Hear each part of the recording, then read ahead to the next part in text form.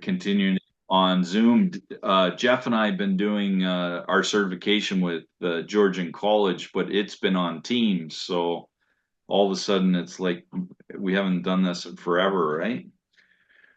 So, anyways, Sweet. guys, we welcome everybody and thanks for supporting the CGTF and looking forward to a session. I put together kind of an in-house marketing presentation. I expect it'll go about an hour and then we can have some discussion afterwards. Uh, One thing to understand is, you know, Jeff and I, we present things, but we also have limitations. It's not like we're full-time marketing gurus or full-time anything. It's we get together and we figure things out and we do presentations, and that's why quite a few of our presentations we get guest people in to do the presentations, and we will have that this winter for sure. Not too long off, we'll have Larry Rinker in, so that'll be a fun one. Um, and then after Christmas, we have Will Robbins, who's actually kind of a marketing guru for golf academies. All that being said, I've spent a lot of time doing some research to build this presentation, and it's funny. I have two golf teaching websites that I run. One's markray.ca and one's mrgolf.ca. So Mr. Golf or Mark Ray Golf. So I spent all day yesterday updating my own web pages because it's like, after doing some marketing things, I saw some glaring mistakes that I was making myself by doing this presentation, and it's like, okay, I'm going to get to the bottom of this and clean up my own act before I let on to you guys that I know what I'm talking about. So practicing what I preach, so to speak. Just like when you're teaching a golf lesson, you tell somebody to hold the golf club right. You want to hold the golf club right yourself, right? So, or what's right for you and what's right for them. So, anytime you have a question, just feel free to chime in. I'm gonna start to share my screen here, and we'll get started. So, there we go. How's that, Jeff? We can see that okay? Yep, that's good. Hey, so continuing education, I did hit record, right? You did, yes. Okay. Just making sure. We got a few Yep. people that have emailed me today saying, is there any chance this is going to be recorded? And we do our best to record all of these so that you can watch them later on YouTube or see if there's anything you missed if you were here. So we're going to talk about marketing, and there's definitely a lot to marketing and getting your golf instruction business rolling. So to get started, why does it matter? What's the objective? So in today's market of anything or industry, golf especially, that what we're concerned about, we want to separate ourselves from each other and also our competitors, and just golf dollars being spent in general. So it's always to me about marketing is thinking that where are people going to spend money. I was taught that years and years ago. I was probably 18 or 19 working at Foot Locker, and we had some really good training from Nike. And the guy would come into Foot Locker in Belleville and say, "Do you know what the biggest competition for these Nike basketball shoes are?" And we're like, "Yeah, well, maybe the Adidas, maybe the Reebok," and we would talk to him, and he said, "No, it's Nintendo. They've got $200 and they're going to buy a Nintendo or they're going to buy the Nike basketball shoes. You'll get the one oddball guy that comes in here and buys the Adidas basketball shoes over the Jordans or over the up tempos or whatever they were at the time in 1997." But that was one of the things that stuck with me is Why would somebody choose something over something else that's completely unrelated? And golf's no different. I remember when I got my first job running a golf course in Northern Ontario, and they said we have such a competitive market up here in Timmins. There's two 18-hole golf courses and a 9-hole golf course about 35 minutes away. And I'm thinking to myself, I just come from Belleville, the same population, and we have 15 golf courses. Your market is choosing whether to go hunting or fishing or go golfing or camping. It's where they spend money on the outdoors. And so we're trying to promote ourselves to get a piece of the pie. And that's why marketing is so important, is to create solutions for people, create relationships to retain and attract clients. Um, we want to position ourselves through our marketing as the go-to golf professional in our community. So every one of us knows kind of this next slide, who you are, where what you are, and where you are, and who you're competing against. And if you don't know that clearly, then you're going to be in trouble with marketing, because the clearer you can understand what you're teaching, what you're all about, what you want to do, what you want to achieve, how many lessons you want to do in a year, how you go about doing it, where you're going to go about doing it. All those questions have to be answered prior to creating your marketing plan. And that's what I would challenge you guys with. Sometimes Like, we lose can I sight put of one that. more who in there, Mark? Yeah, absolutely. Who is your audience? Who is your customer? Right? 100%. Who are you targeting? Right. Right? What is your niche? What do you, like Mark said, who are you? What are you good at? What are you going to be able, what problems are you going to be able to solve for others? Perfect. So once you start to define those answers, then we're going to define your brand. And we have a lot of successful CGTF members in Canada who define their brand very well, and they understand what they're trying to do, what their qualifications are, what specialized skills they want to give to somebody else, what they offer, what equipment they're promoting. You know, are they doing lessons by launch monitor, video apps? Are they using an online booking system? That's what defines your brand. It makes it easy for people to say, "Hey, I want lessons from so and so because of one of these things." Um, and being consistent with your marketing. And it's one of the hard things in business. You get busy and you get successful, and all of a sudden you get less consistent. Your presence is smaller. Um, but being consistent, using the same logos, the color schemes, the messaging, the message, so important. And what are you selling? The more things you're selling, the less simple it is. So when you have your brand, are you selling private golf lessons? Are you selling junior golf lessons? Are you specializing in anything in particular?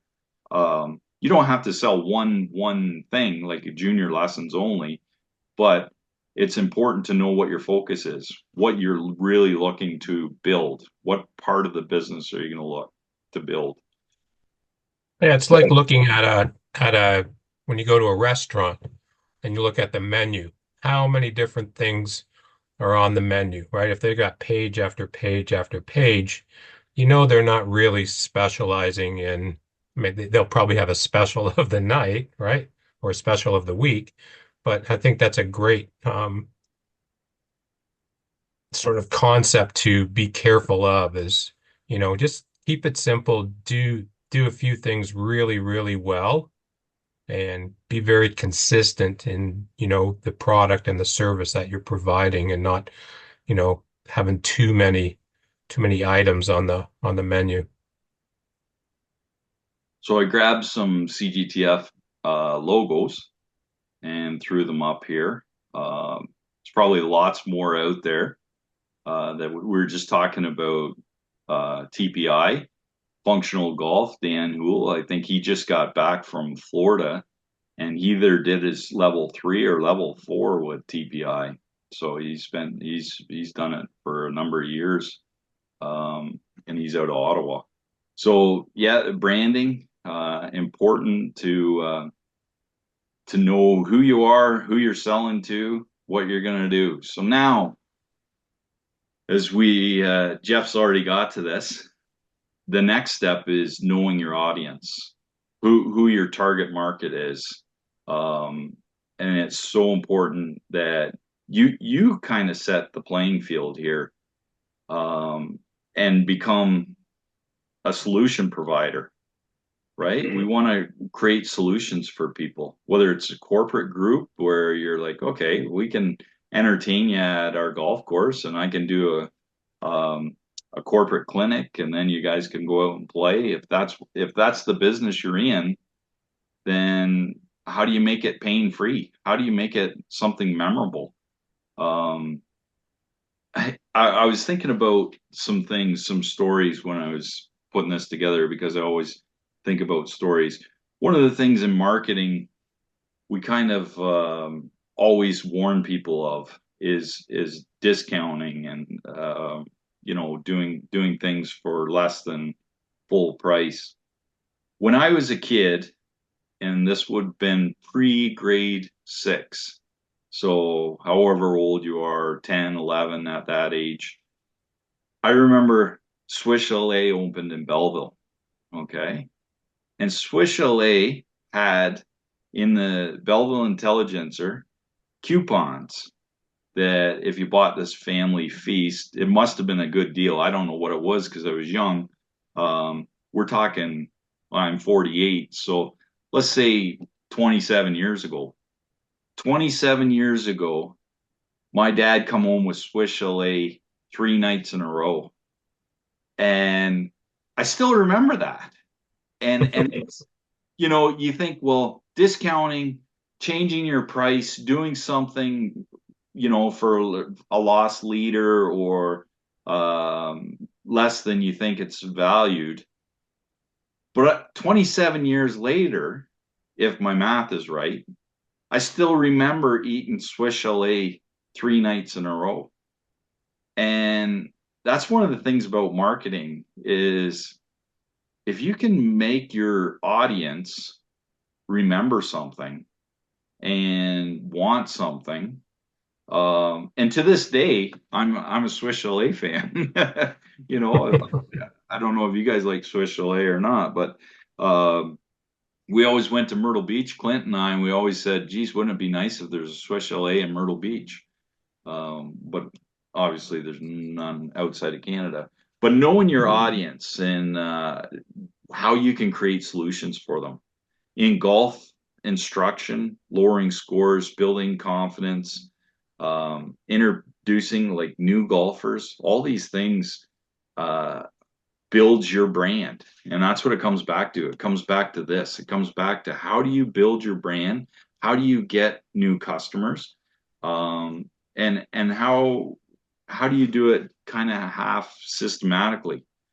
And it's unfortunately, but you have to go through these steps. You have to start by um, why, what you're selling, who you are, what you are, all these things that make your brand define you. And then once we get the audience, then we choose the right business model based on your skills, based on your facility you're going to work at, based on your time. Some of you guys will be working outside the golf industry.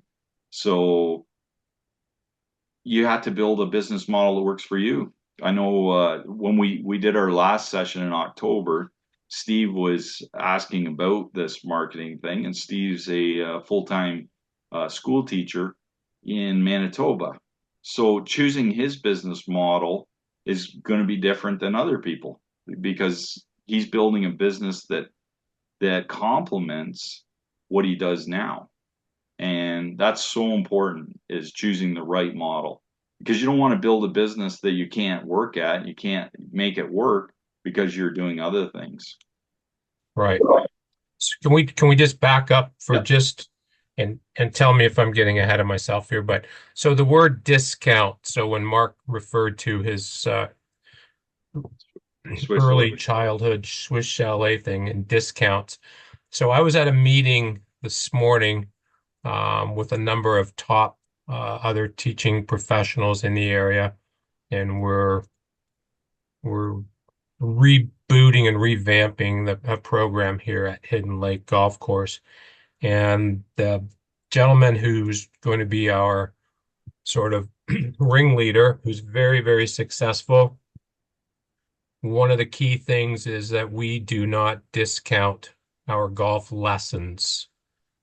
Um, we don't do deals and give freebies or this and that. We might, and he strongly recommends that we provide other services or do other things to exceed, expectations giving in a lesson. So, we have some options to give them a sleeve of balls or something like that that's, we're able to get from suppliers, but it doesn't come out of our pocket. Um, so just be careful again about when you set your pricing and your packages about discounts. Don't give them away, right? Just be careful. I'd rather upsell them by doing other things that make you feel like you know your stuff. You should be well rewarded for your services. I agree, Jeff. I do. Um, the golf industry has, prior to COVID, was full of what we would call a dirty spiral, where each golf course was discounting, discounting, discounting just to get a few rounds, and it just pulls the whole industry down. Um, that being said, there is a value in getting new customers. So if you figure out some value added services, I think Jeff would agree, the Right. value added Yeah. services Yes. is the way to go for sure. Yeah. Uh, Add value to it rather than discounting it dollar wise. and again, choose the best model for you. Now, marketing, most people, when they think of marketing, they think of a few things. They don't always think about their existing or potentially returning customers. And that's probably a big, big oversight, is you can build your business by looking after people that are already loyal to you. That's so important. Is there something you can do to give them more value? Is there something, because they've paid you once, they're more than willing to pay you again. And that part of marketing and staying in touch with your customer becomes so important. And there was a space and time where marketing was considered a negative, you know, and when we're solution providers and we're selling our solutions, we're helping people. Hopefully, we're helping people and not ourselves only when we teach a golf lesson. Um, we have to keep it in mind that spreading the word that we're able to help people is not a negative. Um, they're like telemarketers, all these different forms of marketing that it's annoying. Um, but but when you're trying to help people, this isn't a bad thing. So two major things to keep in the back of your head. Existing customers, returning customers, they are your best customers. They paid you once, they might need some more services. All it takes is an email or a communication of some sort, to see if they do need something. They need a tune-up. Haven't seen you for a year. So how do we build a local presence?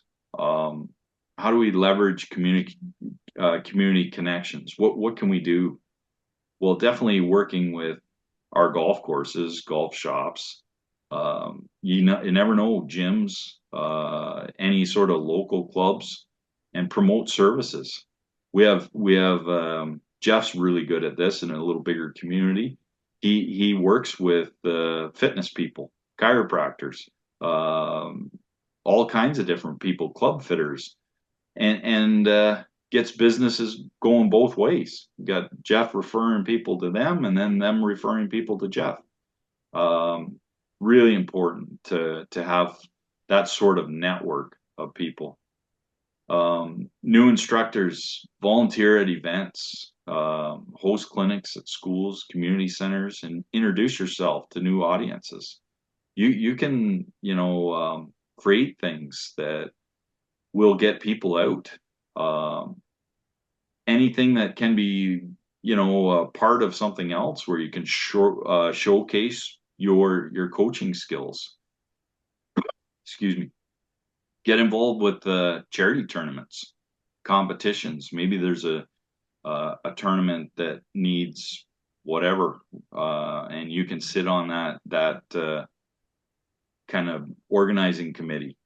When Jeff and I did the Masters last month, we had a gentleman that was the rules official for one of his local charitable tournaments. And Tommy Tan was just telling me there's a big Chinese tournament, and they brought him in as the celebrity rules official in his community. That was a phenomenal sort of recognition for Tommy Tam that they respected him enough to be in charge. We got two chats. Is there a question up there? One was just about, I responded to it. So the big F word, right? Free. Yeah, Yeah, we want to really minimize that. Um, and so that was the comment, is just to yeah, keep the free to a minimum. Be careful what you're giving away for free. I know it's a hook, right? yeah, We're setting a hook to try to catch something or someone. So yeah, I mean it's not a no-no. It can be done. It's just be careful how you do it, right? 100%. Yeah. Yeah. Um, the other thing is marketing has a cost to it, right? So you have to evaluate how much each student, the marketing budget is for your students and for your business and that sort of thing. So, um, yeah, but back on track here. Joining local groups, Rotary Club, Chamber of Commerce, Board of Trade, sports leagues. There's so many ways to get involved with your community, and some of you are probably much better than I am, and but building that local presence is really important. What about going to your local junior high or your high school or middle school and seeing if they want to start a little golf team or you want to just, get some of the students out for a golfing day. City or country recreation departments, the YMCAs, they're all looking for things, some retirement homes, like I'm not talking nursing homes, but senior living homes always try to get, their little minibus to come out and they could do some putting or they could do some chipping. It's not going to be a big money maker for you, but at least maybe a family member comes with them or they say something to their younger son or daughter or grandchildren or something and said, "Oh, this lovely person gave us a little experience out on the putting green or whatever." Or you go to them and you do something in-house. Uh, there's lots of little ways and means, you get involved with pharmaceutical companies and, we used to call it learn on your lunch. And you do a little demonstration or you have a little seminar while they're having lunch in the boardroom. And it could be anything like rules, or you could talk about club purchasing or golf psychology or strategy or anything you want to make it, right? Yep, 100%. I'm going to tell you a little story to follow up on Jeff's 2 cents in a little bit. So then it gets a little more complex. We start getting in what are we actually using to get our message out there? Website, websites nowadays, you can almost build them in a day. You go Wix, GoDaddy, um, the building a website to get a business up and running is very quick to be done. Make sure that you include, a little bit about yourself, what you're offering, what you really want to do, where you're doing it, the pricing, testimonials as you get them. Make sure you get there, and then if you have a booking system, get that up there too. It's kind of one of the things that separate different businesses for sure is being able to book easily. Um, and then SEO, search engine optimization, really important if you're trying to compete in bigger markets. So one of the things that I'm thinking about when we're talking marketing is we've got people in really rural areas of the CGTF, and then we've got people that are in, metropolitan areas with a lot of population. And they equally would have challenges. The the larger the area, the more people that you have to market to. Uh, the smaller the area, the more, I guess, the concentrated attention your marketing can have. So I don't know that one's easier than the other. Um, but if you're effective with it and you're persistent with it, it'll catch in either scenario. We have successful people teaching in little towns and great big, Toronto's, Vancouver's, all those places. Then, social media is tough. Whatever platform you use, make sure that you do it kind of consistently. And at the bottom here, it says have a scheduled posting, so that you know when you're going to send out postings. It's not easy, but you can you can use other people's content. Like, it's amazing. People like to read other things, and they recognize that you think this is quality information in terms of golf. It gives you more credibility because you latch on to it. Um, if you want to make your own, the biggest thing I guess going right now is short videos. People are really they like the short videos. How many people have watched Bryson try to get his hole in one hitting it over his house? Yeah, I'm hooked on it. Yeah. It's fun, isn't it? Yeah, I thought he was going to get it today. Yeah. And so um, it's a real simple, it's short. Actually, Bryson has been one of the inspiring marketers of 2024. I think he's completely changed his persona for so many people. So many people didn't like him, right? Like the things that he said, and you only get a little bit of it when he's getting interviewed, and then all of a sudden he's probably the biggest influencer in golf in the world right now. More I would agree. Yeah, he's sort of lost his brash ego in the last little while, and maybe that's just a game day face. Like, let's face it, everybody on game day gets a little in their zone. So, but yeah, I think he's really toned down, and I quite enjoy his information and what he's doing out there. yeah, playing against the three juniors. That was fantastic, right? Hmm. Yeah, so like those things um really are what social media is about. I kind of see if you get on social media and you say, oh, okay, I'm going to do a golf lesson. I'm going to show you how to do this and this and this. It's hard to get your personality across, but it's also, well, you're teaching one thing to a variety of people, that's maybe not the best content idea. There are things that you can say, hey, this is, this fits for this circumstance or whatever.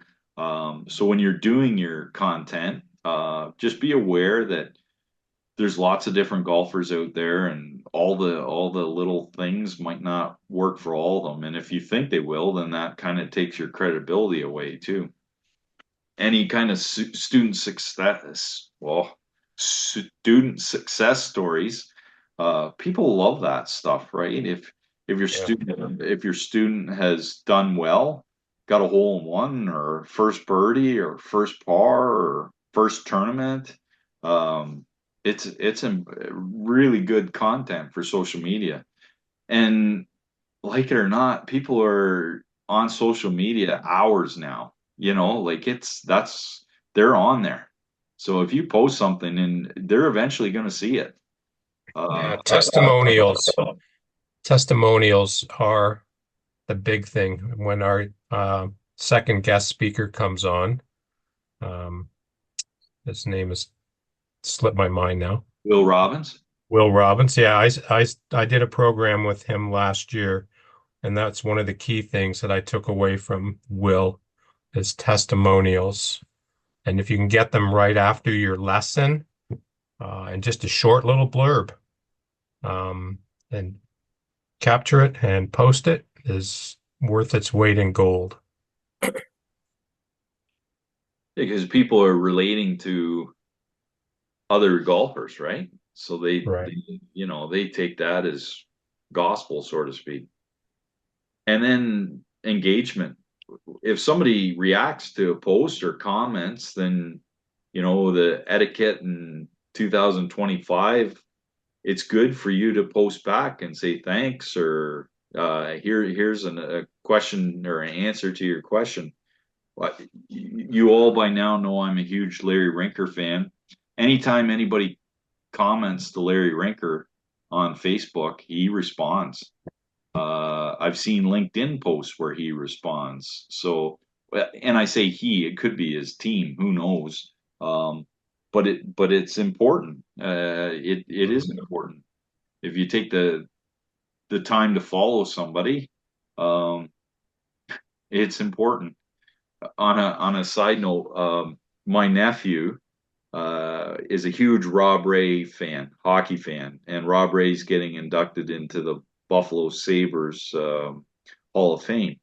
And so, anyways, he messaged Rob Ray on social media. When is the date I'm going to buy tickets and come to Buffalo and watch you get inducted into the Hall of Fame? And Rob Ray sent him the date, and it's like that's so cool, right? It's so cool that somebody would take the time to uh, to actually tell a kid in Napanee, Ontario, when to come to Buffalo. So um, people feel good about that.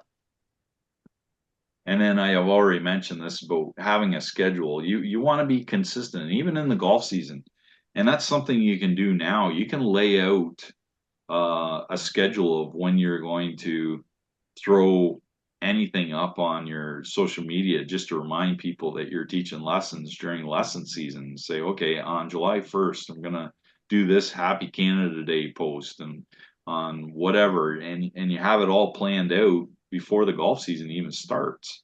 And then it's just a matter of clicking buttons um, in order to get it done. So really important this day and age to really focus on what you're going to do, how you're going to do it, and if you need some help. But yeah, so then email marketing, building a list is so important because when you're teaching people, you want to have something that goes direct to them. Social media might find them, or they might miss it, whatever. But an email marketing list of your students, make something very shareable. So you just had a lesson with Gertrude and she wants to give it to her next door neighbor, and I'll forward you Mark's email because he just sent one out yesterday, and you can go and have the same experience as I just had. and in that, some sort of monthly newsletter explaining, maybe some testimonials, maybe a short video, maybe anything that you've got going on. Maybe your junior programs are about to start. Whatever it is, it's so important.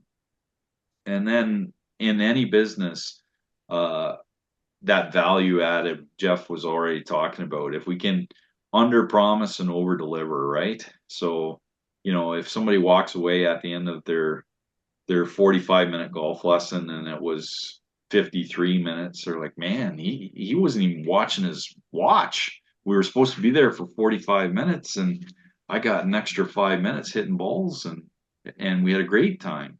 Whatever it is, what can you do to make it better, and to get that impact that we did something really good during our golf lesson. So that's kind of wrapping up digital marketing. AI marketing, artificial intelligence. This is where the world's changing so fast, and it's somewhat scary, and it's outside of my scope of reality. So I'm not going to explain much to you, but I can tell you there's so much on the web about how to use AI to help you market, and there's so much AI out there to help you with your business.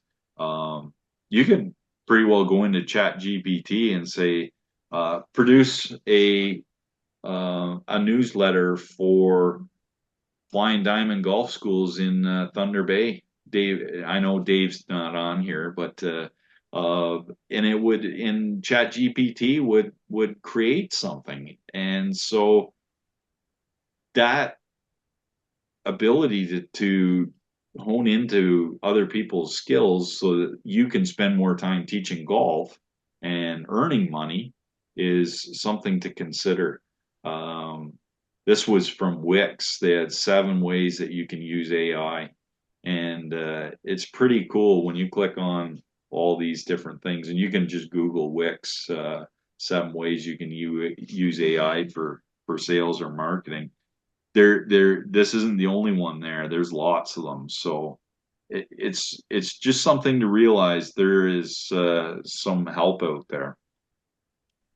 Pricing. This is probably um, one of the things that I've never been really good at. Uh, but pricing should be updated uh, more than not. Um, I just completely changed all my pricing forever since I started teaching again. I had a 5 pack of lessons. Well, as of yesterday, I no longer offer that, and it was my bread and butter. I now offer 4 lessons, and the price still went up. I took one lesson off and I put the price up, um, because each year my skills are getting better and better. All I should be refunding the people from 20 years ago, but now it's like if you want some good lessons, you're going to pay for them. So uh, you have to be able to deliver value in those lessons. We're gonna just back to this slide where it said we're gonna under promise and over deliver. We are going to deliver value, but really look at Yeah. your pricing. Yeah, go Yeah, ahead. and don't discount because right, you're putting in the time and the effort, you're paying for technology, you're using things, you have a marketing budget and all kinds of things, right? You're taking time off your schedule tonight to listen in here. It's all those little add-on extra things that go into it that have to be factored into your pricing, right? The things that people don't see. They just see you out on the range or the golf course, but there's so many other pieces that go into the puzzle of you being a teaching professional, and that's worth your time and your money. So And value yourself. everything else is going up. Everything goes up, right? Right. So yeah, yep, pricing is hard, but figure it out. And this is very important in marketing. your best marketing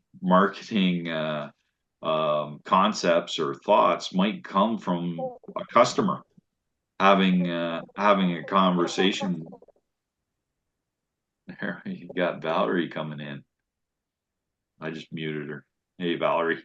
So anyways, we talked about testimonials, so important, but also referrals, trying to figure out how we can get some referrals. Uh, I put down this, every pizza place that you ever buy a pizza from now says if you fill out this survey or fill out this thing, we'll give you breadsticks the next time you buy a pizza or whatever. And I'm not saying that you have to give something away because we have talked about free, but maybe there is something in a referral that, hey, if you get a new student, you can come along with the student for the lesson. Maybe like who knows what it is. You get creative. That's what marketing's all about, is being creative, right? And Yeah, then I used to have bonus bucks, how-to bonus bucks. And for every student you referred to was you get $5 towards your next lesson. That was a few years ago. So, but that was just a concept that I learned many years ago. yeah, good idea. Again, there's a cost to getting customers, right? That's something that we can't think that marketing is free all the time, right? It takes our time. If you're doing marketing well, you're going to be not teaching at that time that you're doing marketing. If you're paying somebody, it costs. So, having referrals, it helps, it helps get people. And we want to offset those costs by getting more sales. And then doing surveys, asking the customers what they want. So important. So important to have conversations with the customers. Just like last month, we talked about the things you want in continuing education. You guys said we want to do some marketing things. Feedback. Feedback. Yeah, feedback. And then it's so important to stay up to date, right? You're continuing education, you're here, so there's things that we can do to make you more marketable. The more you know, the more marketable you are. The trends in the golf instruction, make sure that you're embracing technology and you're using it to expand your offerings. Outsourcing, this is so important, I think, and it's scary. The people that are, I guess, the most successful in the world, they don't do everything on their own. They figure out who can do this better, how can I do this and hire somebody out. With that being said, if you're a new instructor and you don't have a large budget because you don't want to spend all your budget on marketing, um, by outsourcing it, you kind of have to balance that at the beginning. But then eventually you might say, well, you know what? I need help with this component. And it's easier for somebody to look after my website, for instance, than it is for me to spend every uh, 2 days out of every 2 months worrying about the website or crashing or whatever. So that's important.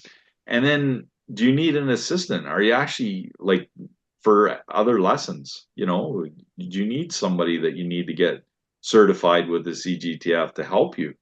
Maybe that would be another thing is you could actually have better clinics because there's somebody there. You could have more lessons because there's somebody you can rely on. And that's one of the things that you have to kind of understand as you evolve. Um, it takes a while to become successful, but there are roadblocks, and how do we navigate those roadblocks? Um, so over this winter, it's so important to maybe create an update, refine your marketing materials. Um, I've personally done that every winter, the last I don't know how many winters of producing new pricing, new handouts. Um, plan something that is going to attract some energy towards you. You know, a local event, a workshop, something that you can kind of feel good about, and then set up a system to get more email addresses, get more contact, more in people's faces, testimonials, referrals, and then think about your schedule of when you're going to post things, how you're going to go about doing that. But this is the time to do it in the winter. You know, next April is going to come along, and all of a sudden, geez, the weather's better than we thought, and we're out there early, and we're starting to teach earlier and earlier every year, right? All But this global warming, yeah. yeah, so like this year was definitely my longest year of instruction, so I'm sure I'm not the only one. And then the most important thing about marketing is being patient. Okay, it like we're so impatient in this world that we live in right now. We think that everything is kind of got to be instant, right? Like it didn't really take. Well, yeah, it didn't take because you give it a week and a half.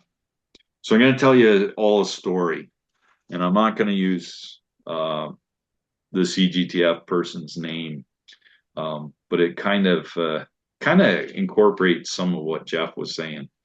So in 2016, we certified a guy, and he was prior to COVID, it was a 4-day course, so he was on site, and I was working with him, and I noticed that he was an exceptional person. He's just amazing guy, and you all, if you've met him, you would love him. And he hadn't played 100 rounds of golf in his life, but he decided that I'm going to switch gears and I'm going to quit teaching piano and I'm going to start teaching golf. And I've taught piano for 25 years and it no longer got me excited anymore. And golf's pretty cool. So, anyways, in 2016, he doesn't play in, he gets his level 2 associate membership and he builds a business with Snag, which start new at golf. It's like plastic clubs with little tennis ball stuff. And this guy builds a mobile golf business out of the back of his truck, and he teaches at nursing homes, like nursing homes, not retirement homes that Jeff was talking about, and daycares. And he gets launched, and then he starts to build his business, and it's expanding and expanding. And then COVID hits, and his business just takes off. And anyways, long story short, that was 2016. We're now 2024. He sent me a text last week saying, "Hey, Mark, I made $50,000 teaching golf this year."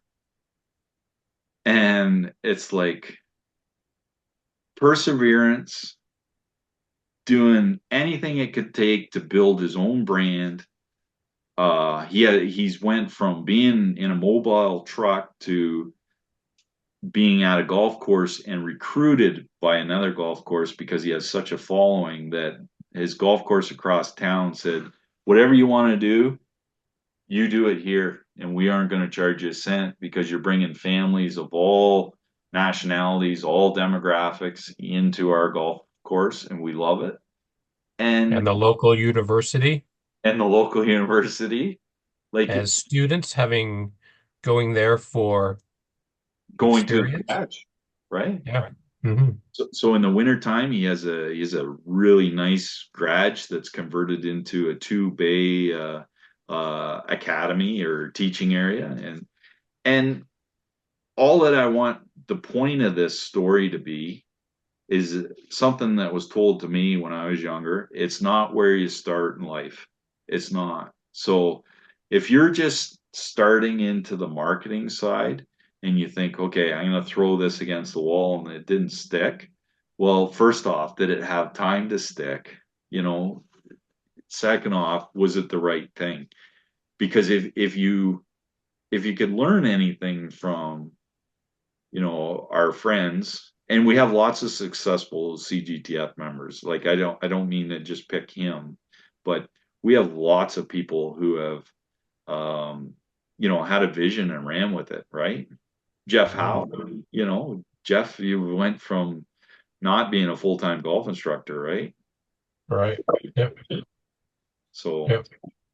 I just want you guys to understand that perfect there's no perfect golf swing, but there's no perfect journey as far as marketing and building your business, right? Like I look at the mistakes I make with the CGTF. I look at the mistakes I make with my golf instruction business, and I kind of think about, geez, okay, those are um, learning things, and they're not mistakes because they're valuable, right? And Yeah, that's their lessons, right? right. Mistakes. That's the only way we learn by making mistakes, right? Yeah. People are afraid to make mistakes. When I first started off, man, I made a lot. I jumped into the deep end of the pool. I spent a lot of money early, early that I'll never get her back. But I mean, was a it's a lesson learned. Yeah. Right. And I think again, we have such a mature audience in our membership, Mark, that we have some people that probably have some great marketing backgrounds or from previous businesses or adventures or things that they've been at. So, you know, it- that's what we like to do is just to figure out and share. Yeah, 100%. Any questions or comments from the floor? Does anybody want to share a marketing experience that they might have used or are using that is successful?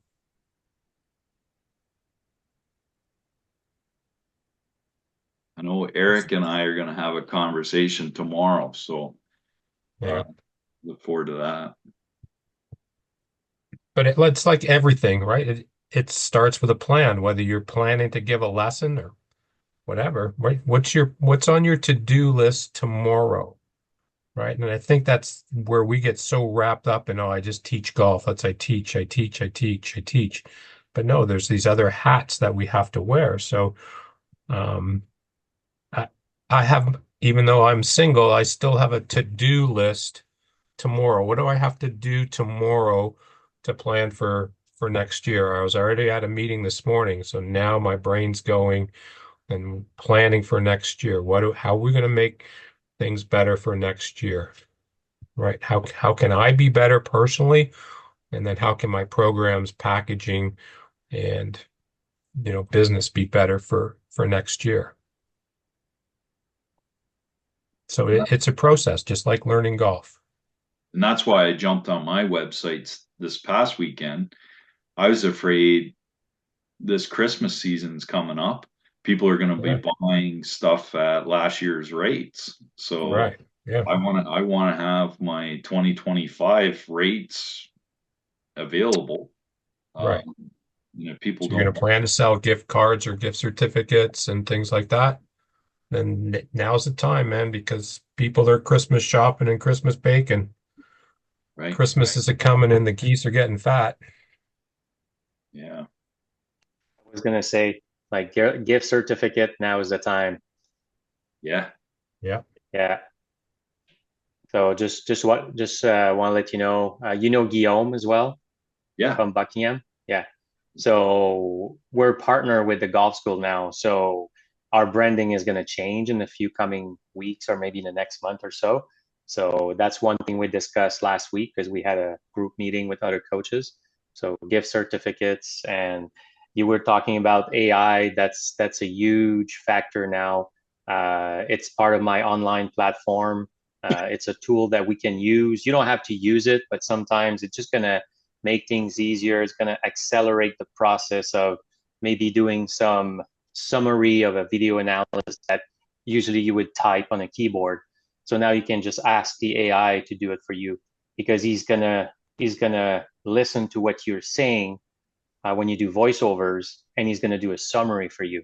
So that's quite unique. Like it's not thinking for you. It's just like helping you to do business. And it's only going to grow, right? It is. Yeah. Yeah, I've seen a few golf AI applications, and it is scary. It's not perfect, but yeah, it's sure out there right now. I don't think it's gonna replace a real coach. Maybe for beginner, but deep dive into the technique, I think it's just it's a tool that we have to use, but you need to learn how to use it. And there's so many tools out there that you can take a webinar on AI scripting. There's so many. Maybe that's one topic we could look for a specialist and Yeah. invite him for another meeting. Yeah. Sounds good. Yep.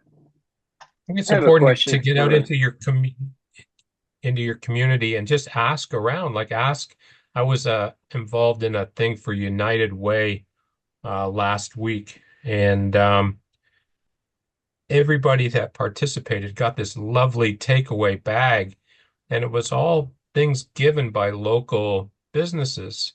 One of the key ones that sort of caught my eye was the local breweries, all these little, you know, people that are popping up making their own beers and that, and they've got their own glasses. And, these people were very willing to give away a couple of beer steins. And so there's lots of little things out there that you can get and use to help promote or maybe help them out and do something with them. So just don't be afraid to ask. Go around town and who's ever there and all these, whether it's a vineyard or a brewery or whatever the case is, see if there's something how you can collaborate and work together. There was a question. yeah, I have a question for the group. So this past golf season was my second year teaching, so I'm a newbie, but I do have the ability to teach at a local driving range that I was invited to.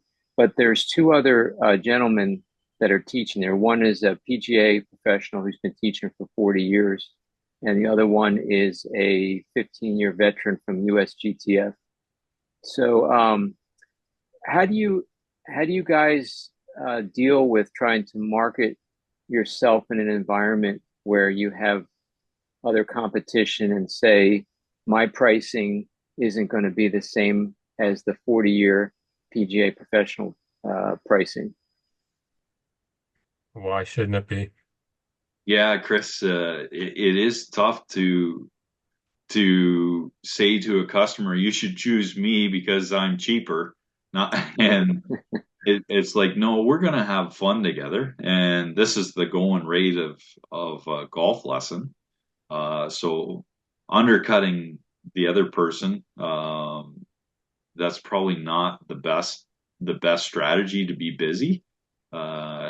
Biding your time, setting your price the same, adding value, spending another 10 minutes here and there with people, building relationships, finding your own customers versus their customers, and doing it based on price is going to be really, really not a loyal building business move. So Okay. yeah, if especially you're paying for the range balls, I would assume, right? The cost would be kind of similar for you to operate as the other two to operate. Yeah, that's the other thing that's interesting is they don't cover the cost of range balls. They make the students pay whatever the posted rate is at the facility. Um, I'm not sure I agree with that. I would like my students to just be able to come up with their clubs and take the lesson, and I provide the balls. But then that creates another area Right. where I'm different than them. Yeah. Yeah, that's kind of that standard practice, unless you're at a golf course, Chris. I know I teach at a range down the road, and that's the policy that the student buys the bucket, and then they pay you directly for your coaching session.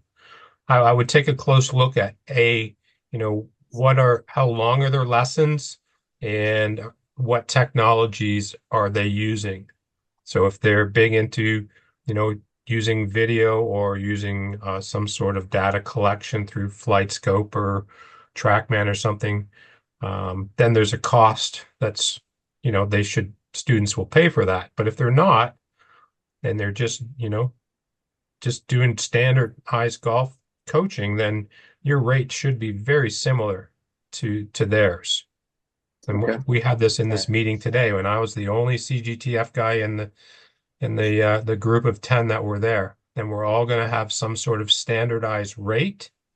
And then if you use technologies, then you're allowed to add up. But everybody else will have a base rate. And then people can choose, oh, I like data and I like to get my videos sent to me. So I'm going to go to Jeff, who has his rates a little bit more than the others because he offers that. Okay. Right. So Thank you. don't sell yourself short. That's discounting.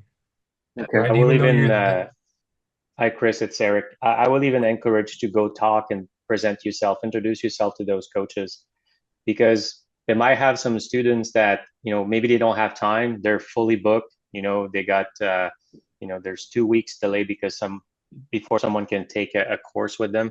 So maybe they'll be willing to give some reference to you as well. Oh, great. That's great. Thank you. Good advice. Any other questions tonight?